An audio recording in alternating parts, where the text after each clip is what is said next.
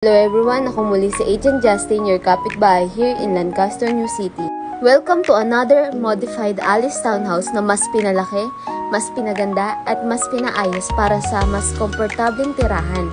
Pagpasok, makikita mo ang open layout living area na modern, maaliwalas at ready na for your dream home setup. Plus, upgraded na rin ang kitchen cabinets at dining area, perfect sa bonding moments with family. At nagpalagay na rin ng additional toilet and bath sa baba.